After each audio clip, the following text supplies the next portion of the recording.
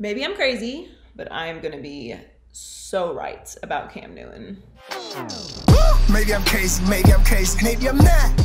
Welcome to the Maybe I'm Crazy podcast. I'm Joy Taylor. Hope you guys are doing well. Thanks again for joining us. This week, Marcellus Wiley. Where's his book? Right there, right there. I don't know why I can't figure out how this camera works. Right there. I'll never shut up. Host of Speak for Yourself on FS1 joins us. Excited to talk to him. Of course, the whole gang is here. Crazy Gang, Heller, T, and Donnie. So we'll talk to them as well. But let's get started with Marcellus. All right, very excited to have my friend Marcellus Wiley, the host of Speak for Yourself, and the author of this book. Oh, look at that! I love it. It's always up there too. I didn't even just put it up there for this interview. I swear, it is. But that's the problem. It's always up there. I don't think you've ever cracked it open. No, you know, I have a process, right? Like I got to read through all of them. But I represent though, right? Like I got everybody's book. I got Ernstine's book. I got Skip's book. I got Colin's book, his other books down here. You know what I'm saying? So I support the FS1 family. There it is. Love it. But thanks so much for joining us. I always wanted to have you on the pod, but I want to have you in person. Mm-hmm. You know, but then you got to do the show. So, you know, I'm happy to have you on. And all them kids I got to get back home. I'm in and out. I see you. It's like, hey, hi, bye. So I get it. Yeah. I feel uncomfortable asking anybody to stay at the studio longer than they need to. But I'm glad that you're on. There's a lot going on in the world. Before we get to all of that, though, you have a new co-host, Emmanuel Acho, new FS1 family member. Are you excited? When's he joining? What's going on? Yeah. Oh man, it's been so exciting. Just knowing him for a few years, and it's weird because I keep forgetting I'm 45, and like these cats come up to me and they're like, "Yo, Marcellus, can you like help me know some ins and outs of the business?" I'm like, I'm still trying to figure it out, but because of age, I'm more of a mentor to some. And I remember meeting him when I was at ESPN, and immediately his energy jumped out at me. I was like, this dude is about it. His passion, then his intelligence and how he just approaches every topic. And I've just been a fan of his from a distance, even though I knew him. And when this process of his contract coming up at ESPN, and he had options, obviously, because of his talent level, kind of walking him through it without bias, too, like not trying to recruit him. I was happy with Jason in our marriage. You know, he took up all the room. I was like, man, Jason said he'd save some room in the car for me. But, you know, it was a fun relationship. But walking with Acho through the process has started to realize that it could be real for us. And he just has a point of view that he believes in, and he's going to be prepared, and he's going to express it with that same energy. So I'm really looking forward to us going out there and riding in the car and having a little more room, because all he got is some little muscles. He's got some little muscles. Well, we're excited to have him. Looking forward to seeing the relaunch of the show with him. So you have a very unique story, which you talk about in your book, Never Shut Up. Obviously, you're from South Central. We're here in Los Angeles, and went to Columbia for college. And so you have a unique perspective, obviously, on everything that's going on here in LA with the protests, and obviously what's happened in LA. Over the decades when it comes to police brutality and protests that have been here before. So what's your perspective on everything that's happening as far as the protests are going? Wow. I mean, this could be the entire podcast and it could go for volumes, but I'm all over the place mentally in terms of where's my confidence, where's my encouragement, where am I disappointed? I'll be real. It's unfortunate that I've lived through this before. Like, just to even be a guy who can say, yeah, I remember when we had protests. I remember when we were burning and looting. I remember when there were military tanks going down my street. I remember when there were store owners shooting at individuals just based on their perception of difference. Like, oh, if you're not with me, you're against me. And I saw all of that. And I also saw so many people in despair just looking for anything to grab hope from and to try and get them out of their situation. And unfortunately, I also saw everything come back to normal and continue as status quo. as it was before. And then it's a head scratch, because at the time I was a senior in high school before I went to Columbia. And then you go from LA to New York. And once again, you realize that there's so many different ways up the mountain, but we're all kind of climbing the same mountain. And it was a huge disappointment that all of that energy didn't materialize. So things have progressively gotten better for us as a people. I don't want to lose sight of that. And I think it's unfortunate that you can't say that and seem like you're in full support of the cause, because they're like, what do you mean it's better? I'll tell you how it's better. My dad is from Texas, Tyler, Texas, the South. To hear him tell about overt racism, real discrimination, for him to get emasculated at times because he couldn't walk down the sidewalk with a white person and look him eye to eye, the effect on his psyche and the effect on how he looked at the world, it really conditioned him not to take risks. It's crazy. I come from two parents that didn't take risks with insane amounts of talent, but they made me. And boy, one thing I took was like, okay, give me some of that talent, but give me all the courage that you guys didn't have. And I've just been on a mission to just always step outside the box. So for me right now, looking at this moment, I just encourage everyone to really materialize it. It's not good enough to say I'm down with the cause. Be up with a plan. Like, do something, but also protect yourself from some of the momentum that is telling everyone it's not good or we're not in a good place. I am 10 miles from home when I go to Fox Studios, where I grew up. And where I grew up, food stamps, welfare, despair, low ambition, gangs, drugs, poverty, you name it. Boys in the hood, yup. Menace to society, yup. And now I am that same brother that hosts a television show daily. I'm not going to lose sight of that beginning to where I am now. And this is not even the end. So I want to encourage people of the progress we have made, but still also let's go out there and have some fuel for some more change. Yeah.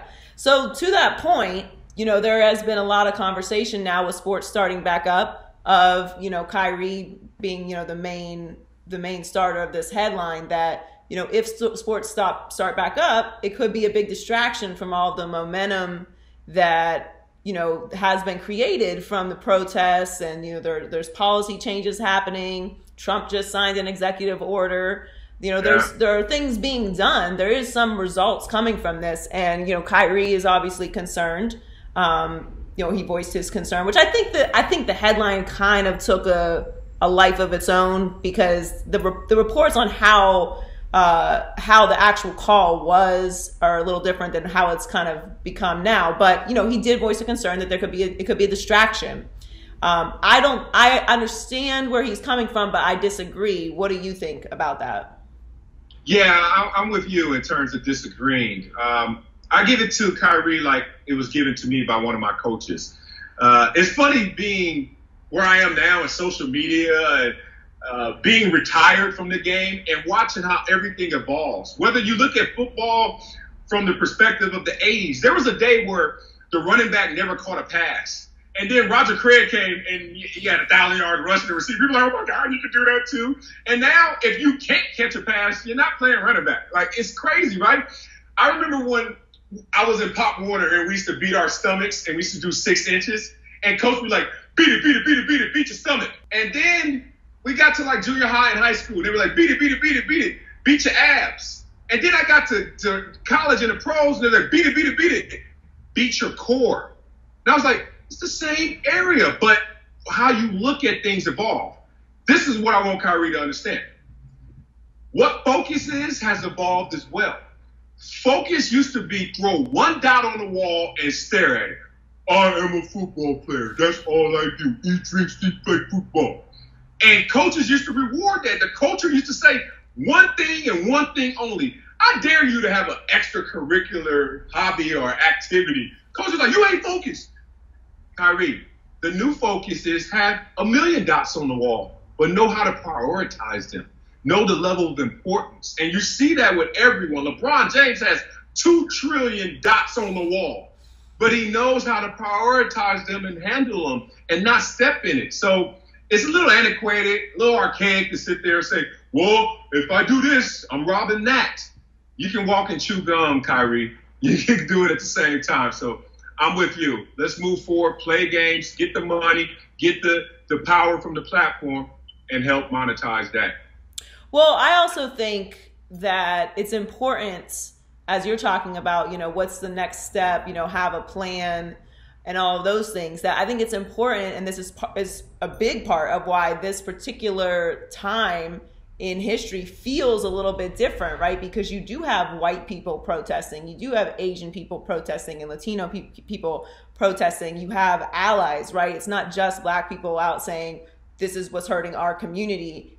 People are hearing it now. So I think it's important to continue to not have that message in an echo chamber. And if you have the platform of sports, which everyone wants to come back, then people have to listen to what you say. They have to see you in the I Can't Breathe shirt. They're going to hear your press conferences where you don't necessarily have to answer the reporter's question. You can talk about whatever it is that you want to talk about. And specifically with the NFL, where, there's a whole new vibe and wave with everything that's happening now. Roger Goodell talking about, he'd be happy to have Kaepernick back.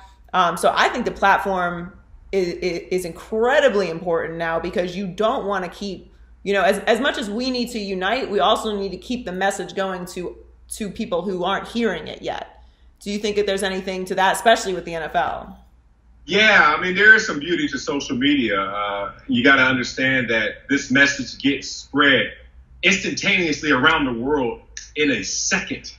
These images, the bad images, George Floyd's death, the negative, and the positive in terms of alliance and rallying.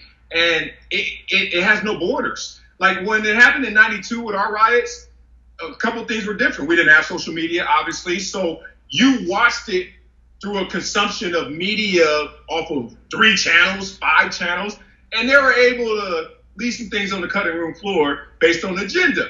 So if I'm a white person way out in the suburbs, I'm like, what happened? They beat up that guy, got pulled over in a Hyundai. Oh my God, they're wrong. And then you were able to kind of breathe and get away from it until they came back on the news, where social media is like, anytime you want to check on something, I'm right here reminding you. Another thing happened is the locale. Like, we tore up Watts, Compton, South Central, Slauson. This one, they were on Fairfax, Wilshire. Rodeo Drive. Rodeo Drive. So physically, it took a different course. And then in terms of optics, it took a different course. And I don't think back in 92 that people were sitting there like on the outside saying, I'm against this. It's just like, you never invited me in, or you never came to where I was. This is different. But in terms of platform, I'm not one that believes in like this whole unification, this monolithic unification, because I look at it like in football. The first day of football, we're all on the same team. We all signed up. We're all in the same squad. And you know what happens next? Coach gives them a color jersey and gives you a color jersey. You're on the same team, but it's time to beat it up. We are going to war so that we sharpen each other's opportunities, our mindsets, our game plan, our skill set. And then we go out there and really tackle the real opponent, whoever they may be, whoever's going to get it that weekend. And I think we need to understand how important and how significant that is. As Black people, we don't need to think the same. Stop it. Like this whole, you're a coon, you're a sellout if you say something conservative or Republican and vote for Trump, whatever it may be. It's like, dude, you need that person to round out your argument, whatever you're thinking. So when you come with a plan, you've already thought of the counter arguments to that plan, so your plan is even better. But we like to get in the echo chamber. Oh my God, if you don't say if we all want to say it, if you don't say it, then what is wrong with him? No, what's going to be wrong with that plan once it comes to public consumption is where I am. So I just think that right now, let's get back to basics. What did John Wooden say? If you want to win a big game, do all the little things. Be a person of great character. Raise a greater family than yourself. And try to accumulate the most in riches to give in terms of legacy and to hand the baton off to the next. In this relay, I'm not the anchor leg. You're not the anchor leg. We're not bringing it home. We're passing the baton to someone else. I think we lose sight of that at times, and we just want everything to happen right now. Look at the progress over time. It takes time. Yeah, and it's progress, not perfection, right? So again, there's got to be a plan, and the conversations have to keep happening. So let's segue a little bit out of all of that. The never-ending contract negotiation. I don't know if you know, but I'm a big Dak fan. I'm a big Dak supporter. Big Dak fan or big Cowboys fan? No, not Cowboys fan. Not Cowboys fan. But I do like Dak. I don't dislike the Cowboys. Look, we work for Fox. We love the Cowboys, even if we don't love the Cowboys. The Cowboys are the best. But I do like Dak. I think he deserves to be paid, not $40 million, probably not $35 million. But I do think he deserves a contract, a good contract, maybe even a great contract. Because all contracts are the biggest contract, and then someone else makes more money, which Patrick Mahomes will. So we know that. That's coming. What's your opinion on the Dak contract situation right now? In day 7,000. I know, right? Maybe I should tread lightly because you're a Dak fan, but to be real with you, it's funny listening to you. He should be signed then because you said not 40, not 35, and they offered him 33. But they offered him 33 for 5 years, and Dak wants 4 years because when they rip up that CBA, he wants that jump and that boost, which is smart. Speaking from my own experience, look, you throw $33 million at me per year, and I've only made $4 million in my entire career on the field. I mean, I might rip the paper because I'm signing so fast and so hard. So I'm already signed. That said, I'm glad he has representatives in his corner that is protecting his future interests. Like that, there's a present value conversation, there's a future value conversation. And they're kind of trying to get over on you in the future one. Because we already know you're going to get leapfrogged. Not only Patrick Mahomes, but Lamar Jackson, Deshaun Watson. Just like Jimmy G. 2 years ago, 7-game starter Jimmy G was the highest paid player in NFL history. And people were freaking out. As they should have. 7 games? It's like, okay. I wasn't mad at him getting the money. I was just like, that's not the merit. That's not merit-based. No, not at all. Right? So, but now, Jimmy G is like, what, 13th highest paid or something crazy like that? So the point is, if you're Dak in representation, what is your real ceiling? It's not Patrick Mahomes. It's not really Deshaun Watson. It's kind of where you are right now. But 4 years and 5 years, I get why they can't make that agree. But if I'm Dak, man, July 15th is the deadline. I'm waiting to July 14th, 11:59. And then I'm like, here you go. Yeah, I'm with you. I think it's a completely fair contract. What they have reported has been offered. My concern for him, and part of the reason why I like him so much, is because he's durable. I like durable quarterbacks. I don't like quarterbacks that are on the sideline. That doesn't help me. I don't care how talented you are. If you can't play, you cannot help me. I'm just paying you to be that guy right next to the coach who's also not on the field. So it doesn't serve me any purpose. And Dak does not have that problem. Like Carson Wentz, it's why, I think Carson Wentz is extremely talented, but man, he's kind of injured a lot. It doesn't give me a lot of confidence. It's always that with Carson Wentz, and they're always compared. I just think I would be nervous about Dak playing on a franchise tag. God forbid he gets injured, then that whole contract conversation is a different situation. So to me, if I'm him, I'm doing it just like you said. Second, literally the last 5 seconds. Let me make sure the pen is ready, and I'm signing before they can change their mind. All right, so the NBA is planning on starting again. You're obviously, other than Clipper Dale, the world's most famous Clipper fan. Well, Billy Crystal. I mean, you know what I'm saying? It's like the three of you. I actually love Clipper Dale, good friend. Yeah, good dude. But I picked the Clippers to win the championship this year. I'm sticking with that regardless of how, the restart happens. However, something I've been thinking about because, we're still dealing with the pandemic, I really feel like there's an opportunity for a big upset, because what happens, God forbid, if Kawhi Leonard tests positive for corona and can't play, or anyone, LeBron James or Anthony Davis or anyone, like it's available. We're dealing with the pandemic that could change the outcome of this season once it restarts.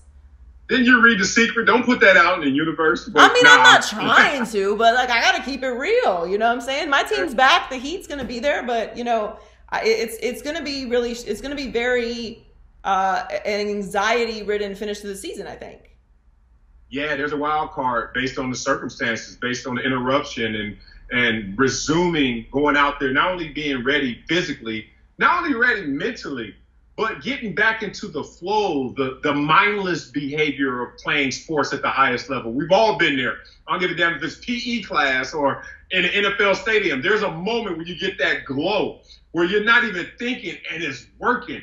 And I think the Lakers had a lot of those moments this year. Like, they were rolling. Despite having a losing record against the Clippers, they still were playing their style of basketball longer and better than even my Clippers. But that said, you go back and you're like, you got to build from scratch. Some teams may go into it mentally thinking, oh, we're ahead of it because our record says we're ahead of it. That was then. This is now. And there will be a wild card factor in terms of Boston sneaking in there. And, Boston's right there, but they're on the bottom of tier 1, if not top tier 2. Maybe they leapfrog someone and get into a real conversation for championship contention. So I still think it's the Clippers. It's pretty obvious that we have the deepest team.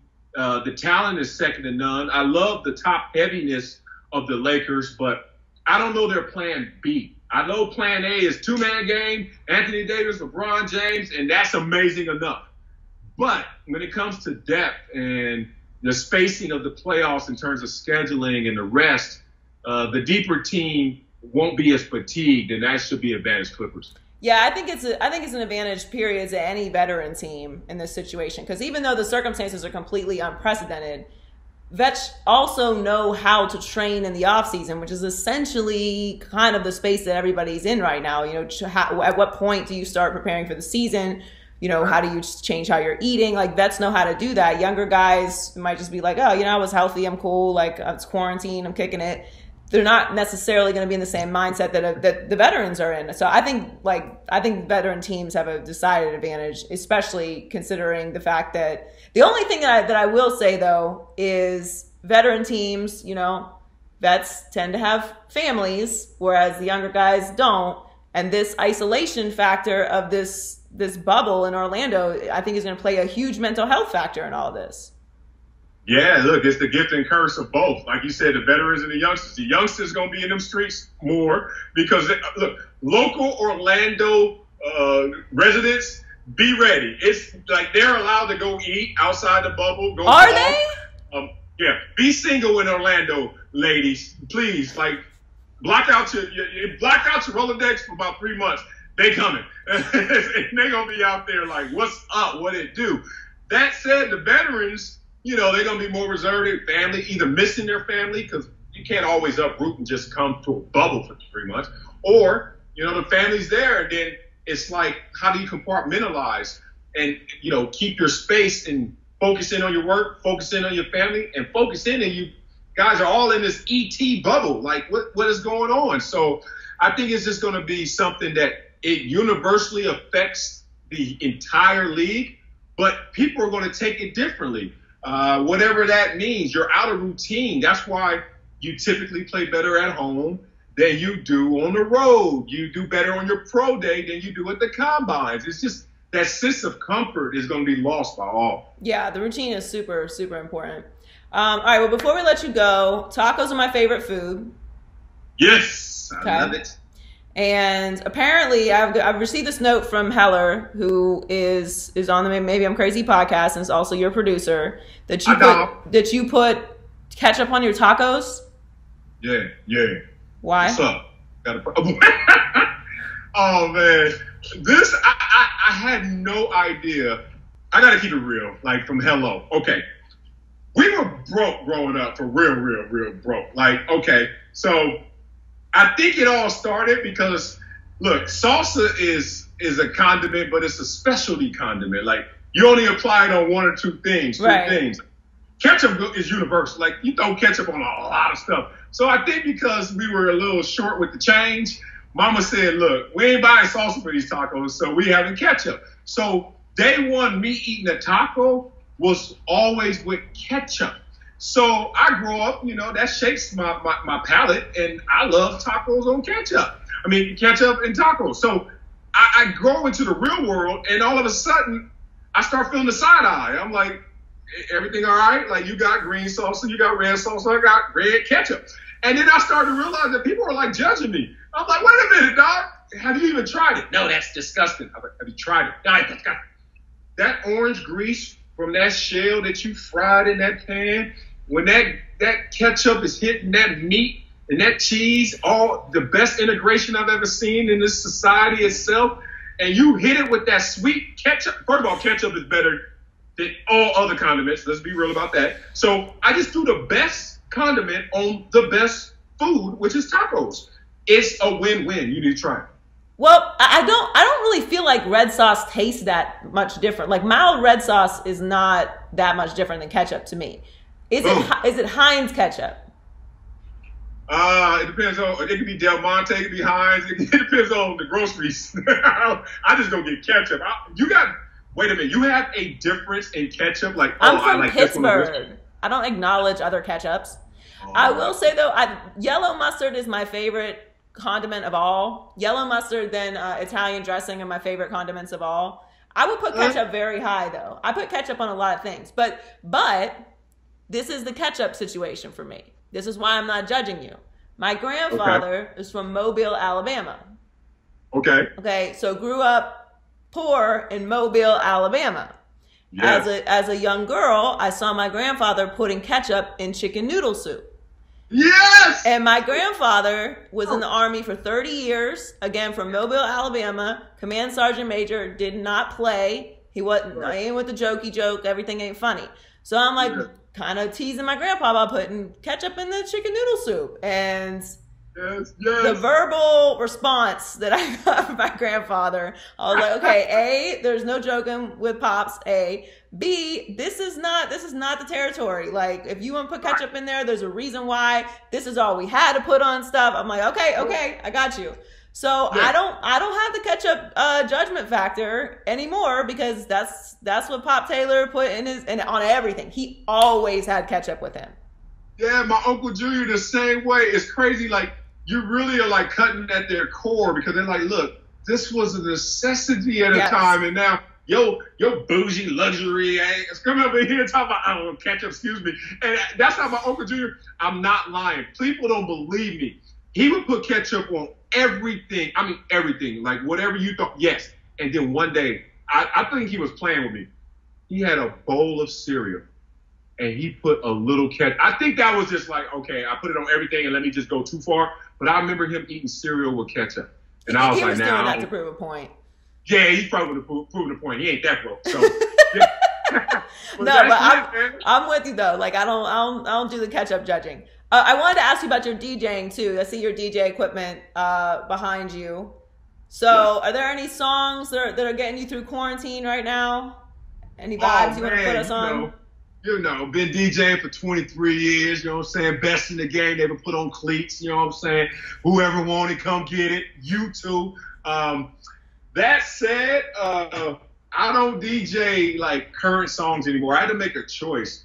Got a 4-year-old boy, and I can't listen to rap around him, because even if it's clean, you know what they saying. And it's like, that's not so good for him. I'm trying to protect his innocence. So about 4 years ago, I made one of those conscious decisions. Like a lot of DJs, they go to an era. They like, I'm an era DJ now. So I play old school stuff, like golden era, 80s, 90s, 2000s. You know, I'm in that zone.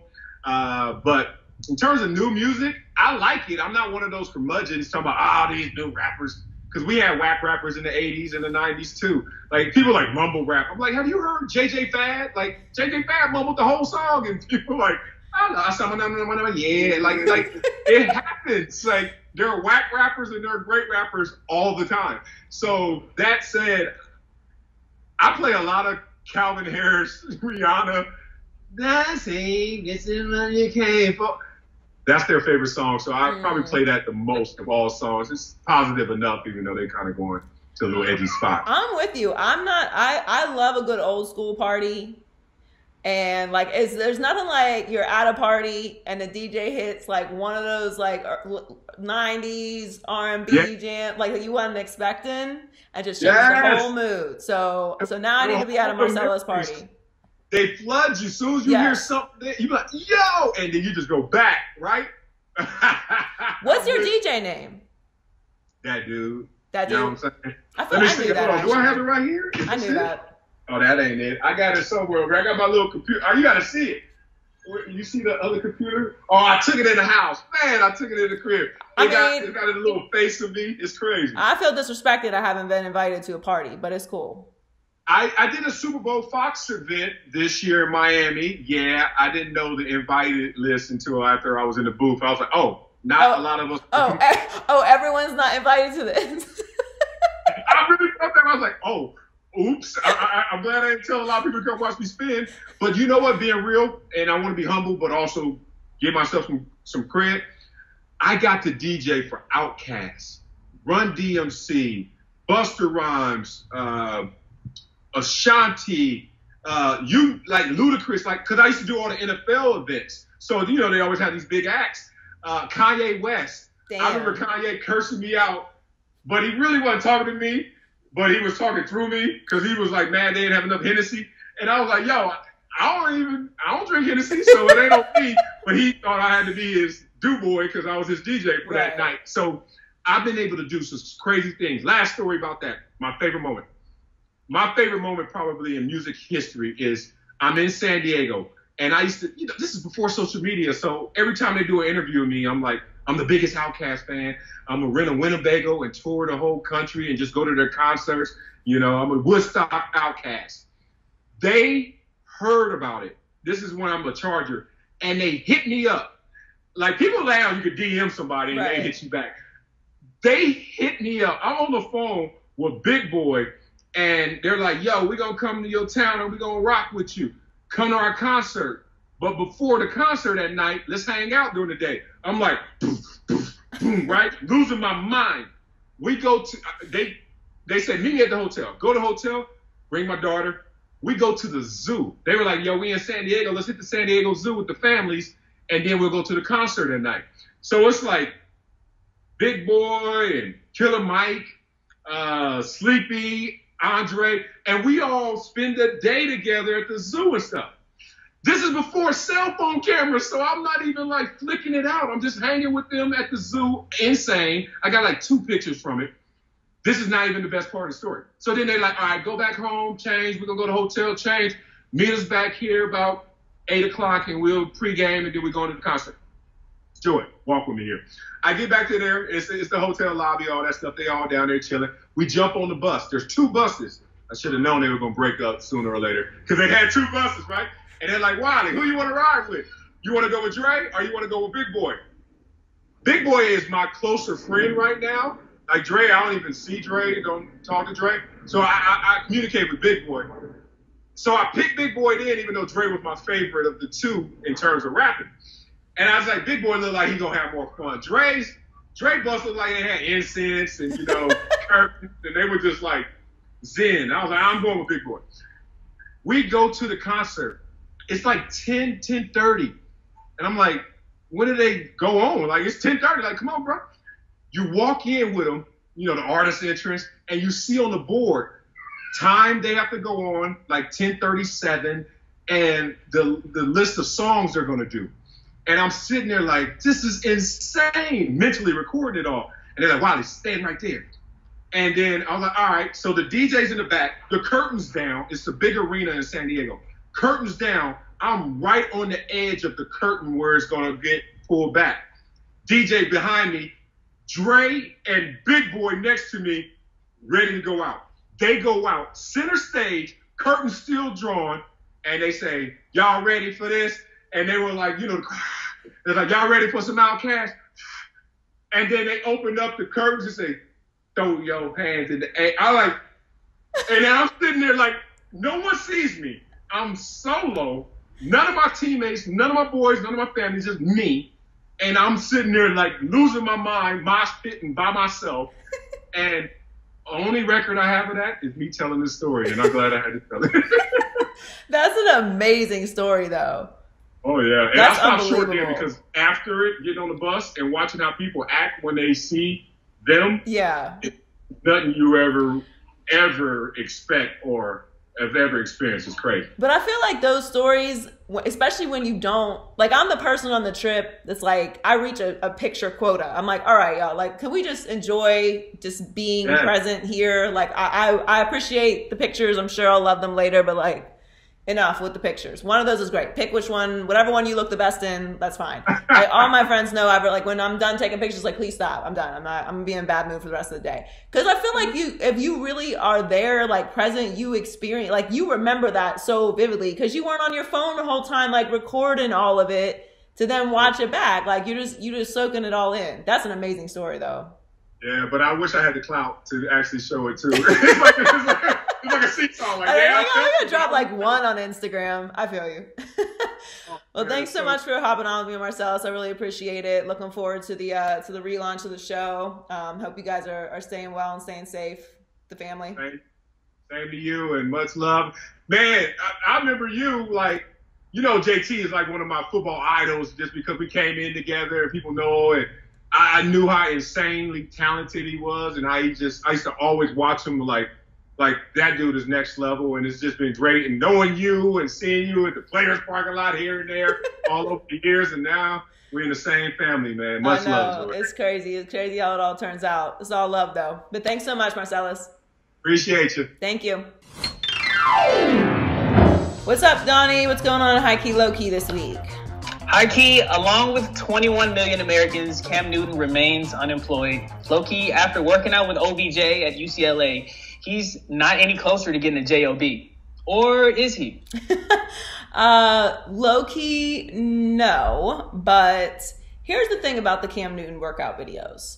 And again, I am a Cam Newton fan. I believe that Cam Newton is a starter in this league. I believe that he is there's three things working against him. One, we're in a pandemic, so he can't get evaluated, although we all know if a team really wanted to evaluate him, they could. Yeah, they figured it out. Yeah. He's not able to get evaluated. He has this personality that makes people uncomfortable with his style and the cigars, and for whatever reason, people have attached that to this notion that he doesn't care about football. And also the market is saturated for starting quarterbacks. Everyone's got their guy right now. Now, whether Cam Newton is better than the guy they have, that of course can be debated, but everyone has their guy right now. So those three things are working against them. The fact that everyone has their guy is legitimate only in the fact that everyone has their guy, not necessarily that the guy they have is better than Cam Newton. And the pandemic is certainly a factor in what's going on right now. But the idea that Cam Newton doesn't care about football and doesn't care about working out, I mean, sometimes I just wonder, like, do people see Cam Newton? Like, they can look at him? Yeah, like you're not just made that way. That takes work to be that chiseled. You don't just come out that way. Yeah, like, I mean, he does have a decided advantage in, that he was born to be that tall and strong. But he works on it. He lifts some weights, he's in the gym. And, it always fascinates me, this idea that someone as athletic and talented and, again, like you can see him, that he doesn't work out. Like he doesn't care about football. He doesn't care about his body. It's silliness to me. It's the same, but they use the same argument against like influencers, like, oh, if you didn't post your lunch, like, how do we know you had it? Athletes work out. That's what they do for a living. It's his job. I talk for a living, therefore I speak. Like, you don't need to know that I'm reading about what's happening and doing research because you hear the show and I talk and I form sentences that make sense. So you know that goes on. I don't need to see Cam Newton work out to know that he cares about football. But he's not doing it for me because I already think he's a starter and I already think he's going to be on a team later this year or next year as a starting quarterback. He's doing it for the people that have created this idea in their minds that he doesn't care about football. I totally get it. He looks good. He looks like he always looks. And the end of the day, he is going to be a starting quarterback in the league. Someone is going to sign him, and he is going to have success again. And I'm waiting for that day, and I'm going to repost. Well, I'm going to ask you to edit together a string of these predictions so that I can look gloriously right and bask in my correctness. And that's all there is to that video. I mean, yeah, this year is a wash, I think, when it comes. This upcoming season is going to just be a wash for Cam Newton. We're going to wait to see Cam next year, next season. I mean, unless somebody gets injured, unless the right person gets injured, then yes, because he seems he doesn't want to take a backup quarterback position, and no one seems to be interested in signing him for a backup position at this point. However, we know that there is going to be an injury at some point or another. It always happens. Season, if it's Derek Carr, they've got Mariota. If it's Drew Brees, they've got Taysom Hill and Jameis Winston. So, like, where the injury happens also matters as well. But we'll see. The planets have to align. High key, when describing Tua Tagovailoa's recovery, his physical therapist used the word miraculous twice. Low key, might it be Tua time earlier than expected? Oh, it's definitely going to be Tua time earlier than expected, for sure. Miraculous is a little bit of an exaggeration, I think. Yeah. I mean, he could be right. Maybe he is making a miraculous recovery, but he's also his trainer, so he's not going to say bad things about Tua. So I'm taking it with a grain of salt. I would like to see Tua sit for longer than he's going to, because I think that that's just going to be beneficial for him. Yeah. It's probably beneficial for most rookie quarterbacks to sit, but I'm adamantly against the number 1 overall pick sitting, as we know with Baker Mayfield and Joe Burrow. But Tua is not the number 1 overall pick. It's a different circumstance. He's coming off a catastrophic injury. Even if he is making a miraculous recovery, we're talking about his long-term future here. And we're dealing with a pandemic. Rookies are not able to get into the building. He's in the building, but only in the rehab capacity. So everyone's going to be behind the curve this year. I don't love it, but I do think that he is going to be the starter probably week 1. I know Brian Flores isn't the kind of coach that's just going to bend to public pressure, but, you know, there's other people that kind of influence those decisions too. And if the entire city is, you know, begging to see Tua, or if Ryan Fitzpatrick starts the season and goes 0-2, Tua's going to be out there. Like, it's just how it's going to go. So I think he's going to end up starting sooner than he probably should.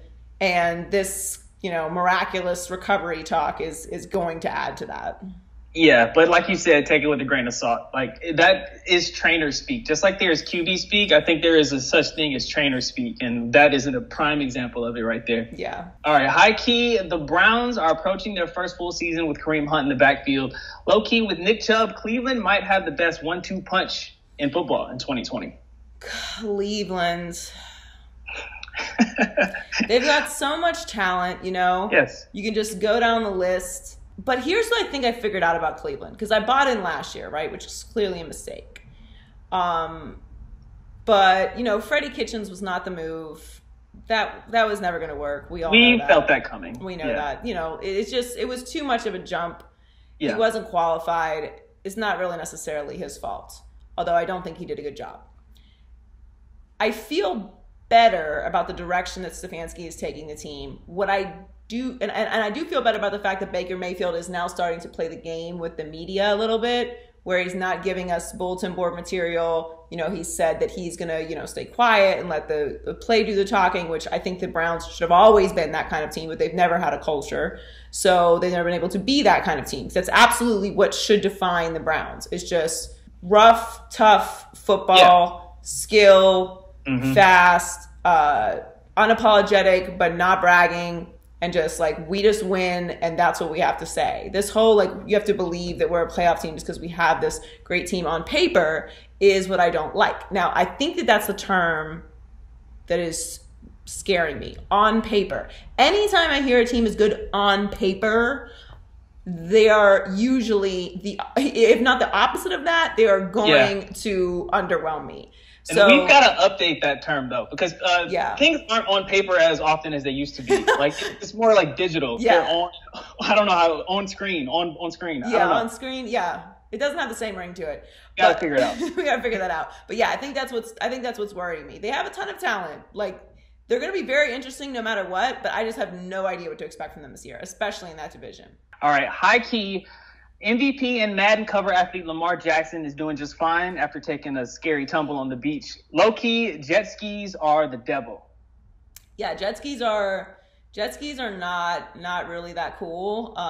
They're fun, but they're extremely dangerous, and you have to be very they're so fun. But you have experience. I have experience. I tossed my brother probably 30 feet off of the jet ski many years ago when he let me drive, which was a big mistake. And yes, he was still in the league when I did it. Jesus. There's something about a jet ski when you get on it, you just feel the power. And when once you feel like you start to get the hang of it, it's very hard not to do irresponsible things. And not that the jet ski was really the issue here. Overall, I don't have a problem with him playing beach football. Like, so what? Like, he's a football player. If anything, he should be playing football. If that was basketball or something like that, like, I would be much more concerned. It's a little different. But this is like literally what he does. So I don't have a problem with that. You just gotta be careful. Like, just be careful. Yeah. Just be careful. Just be careful. It's not even really like the jet ski isn't even the real issue. It's like just because it just was there. That's what I'm saying, though. It was dangerous to get turned off. Its presence is dangerous. Its presence is danger. Yeah, it honestly, I saw the video and I was like, oh my God, no. Yeah. And then we've all found out he was good. It was like, thank God. You just got to be careful. Yeah, take it easy. Take it easy.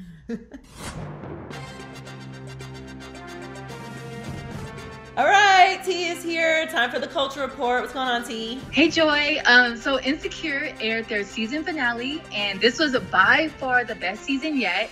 But I'm low-key heartbroken. Like, I'm literally saying, Lawrence, how could you do this to us? I knew him and Issa getting back together was too good to be true. I expected him to say, he slept with Condola, but this man went in on a whole baby. So I'm disappointed. I mean, I was rooting for him, and at this point, I see Nathan to pull up. Listen, like, I'm so distraught. I saw it and was just like to all of us, collectively to all of us who did this. And I mean, look, I'm not going to be judgy, but I mean, can we talk about her keeping the baby? Or are we not allowed to do that? Right. It's out of spite. I mean, she's saying that she wants to have the baby because, she's older and she's ready to have the baby. I don't know. I have lots of feelings about that, but I won't go into it because people probably get sensitive about it. But let's just keep it to Lawrence. I can't and I won't. I mean, the fact that Issa was planning on going to San Francisco with him in the first place is like, honey. Yeah. Let's pump the brakes, okay? Like, let's get our career going. Let's get our own career going, okay, for a moment. Also, I'm upset with the Molly and, what's his name? Andrew? We call him Asian Bay. Andrew. Yeah, okay. I don't know if we were still calling him that. Asian Bay. Andrew. I'm upset with that situation as well. But just to focus on Lawrence, I need Nathan to pull up. Nathan is supporting her career in Los Angeles. Okay, he is giving her a space for her to work in. Like, I can't with Lawrence. And like, the reality is it's just not going to work. It's just not, because her and Condola were friends and then it got weird and now they're not friends. And then she got reattached to Lawrence and now he's having a baby with Condola. The San Francisco situation is going to become complicated. And no matter what, after you have a baby with someone, you have to be in their life forever. Exactly. Even after they're 18, y'all still gonna be at weddings together. Like, they just don't go away. Like, for real. Like, it's just the rest of your life. You're going to have to deal with that person in some capacity, and for at least the next 19 years while she's pregnant, and then when you have the baby. Like her saying, oh, you know, you can be as involved as you want to, please. Of course he's going to be involved. He's not a trash man. So yeah, like this is a trash situation, but he's not a trash man. So of course he's going to be involved. Like he's just in shock because it's happening. Like he's going to want to be involved in his child's life. And that's going to bother Issa. And Issa really doesn't deserve that. Like she needs someone who's fully invested. She doesn't have to compete with Condola, who had feelings for him and is going to have feelings again because that's the father of her baby, regardless of what she says. So this whole situation is just, I'm just distraught. I can't handle it. Girl, me too. I cannot. I cannot. But I love you, Issa. I can't wait for the next season. I know. I'm excited about that. So next, Dave Chappelle dropped his new special, 8 minutes and 46 seconds, in honor of George Floyd. You know, it was moving. I think it was perfect for our nation's mood right now. He's a genius, a great storyteller, and his perspective is just always on point. You know, I love how he spoke about what's going on and just has some powerful punchlines that's relevant to how we're feeling. It did make me sad because you can hear the pain behind his voice, but I'm just really grateful that he did this special. Joy, what are your thoughts? I mean, I think Dave Chappelle is one of the most powerful voices in media because, you know, he is so respected, not only in the, you know, comedic family and, you know, universe, but just by, you know, moviegoers and television. Like he's so utterly talented and in just such a unique space all his own. To go away from media as long as he did and television as long as he did, to come back and be as successful as he is, he's just one of the all-time talents. And comedy has a really powerful way of translating things to multiple, you know, groups of people in a way that resonates with them and explains really tough situations. So I'm glad that he did this because he's a voice that can't be denied. And he can speak from a place of obviously experience, but with power, because he does speak his mind all the time. He is not someone who is reserved or, you know, is PC, and he's just keeping it real. So I'm glad that he did it. It was powerful. It was, yeah, so good, so good. I wish it was longer, but it was really good. Well, the timing of it was impactful, you know. Yeah, purposeful. All right, so next, Matt James has been casted as the first Black male lead on The Bachelor. You know, I've never watched a season of this show, and I never will. You know, I mean, it's been 18 years later, and this will be the 25th season. And I feel like that now that you want to bring a Black man because of the Black Lives Matter movement, and to me, this whole thing is just not genuine. I mean, the producers say that they're going to make up for diversity errors.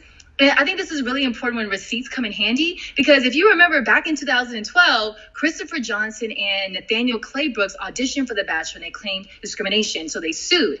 ABC said that there's no discrimination, but if there were, their right to cast only white people is protected by their First Amendment. So this case was dismissed. And if this didn't open up the conversation back then, 8 years ago, it's going to take more for me to be convinced that they really get it now. I think they need to hire more of a diverse crew so things like this don't happen. And I think that they need to be held accountable. They need to do better, or they're going to go back to like their old ways. So I ain't here for it. But Joy, what are your thoughts? I mean, I'm here for it only because it had to happen. And it's very unfortunate that it took this much for it to happen. And look, I've never watched the show. And I will watch this season because I want to support him being on the show. I know it's a huge show that millions of people watch. I just personally have not watched it. I've had no desire to watch it. And as you've said, this is a conversation that's been going on for a long time. What is the resistance? Like, you have a million seasons of this damn show. What is the problem? It's not like this is the first time this has been the conversation, or the second time, or the third, or the fourth. We were just talking about this, like 2 years ago? Mike, again, I don't watch the show, but I know Mike was supposed to be the next Bachelor. Everyone was talking about it. Yep. All Bachelor fans were asking for him to be the next Bachelor. Listen to your fan base. Yep. Listen to the public. This should not have been this difficult. So I'm totally with you. It's embarrassing that it took this long. It's nothing that should be applauded. However, I will support it because it had to happen. But they don't deserve any credit. And if they go right back to what they were doing before, girl, bye. And that's why I wasn't watching the show before. Like, I mean, come on.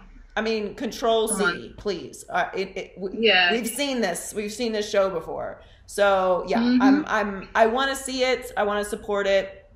And you know, there is a big fan base for a reason. Like, it's an engaging show, but you need to be diverse, and you don't deserve credit for being diverse. And I'm fully with you.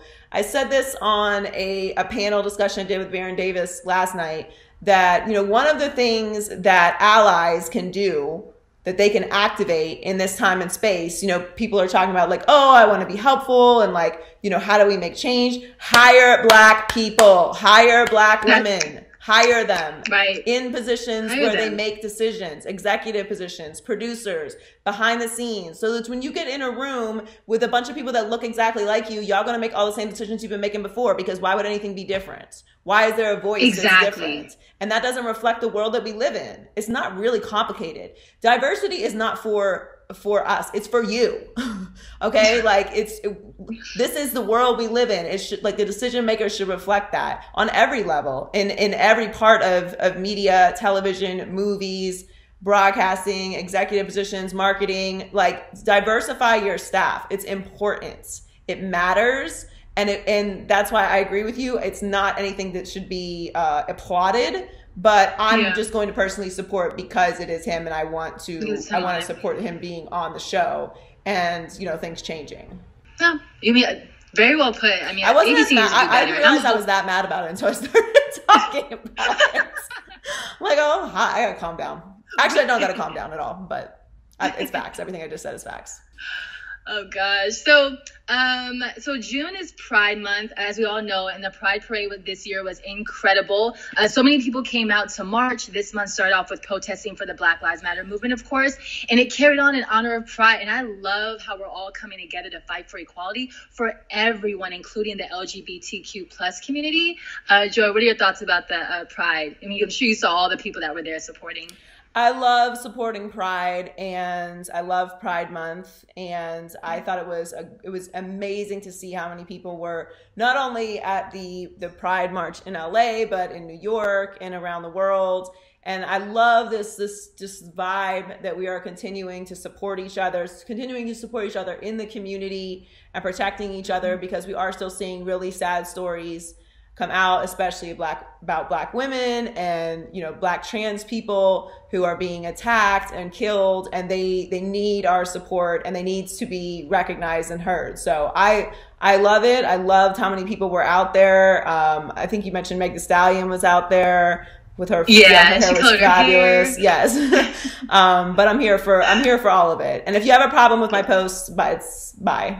All right. Thanks, T. That was fun. We'll catch you next week. Okay, bye. Bye. Thanks again for joining us this week on the Maybe I'm Crazy podcast. Make sure you subscribe on YouTube at the Maybe I'm Crazy podcast. Follow us on social media at Maybe I'm Crazy Pod. You can listen to the podcast on any of the podcast platforms: Spotify, SoundCloud, Apple Podcasts, and the iHeartMedia app. Thanks again. We'll catch you next week. Maybe I'm crazy, maybe I'm not.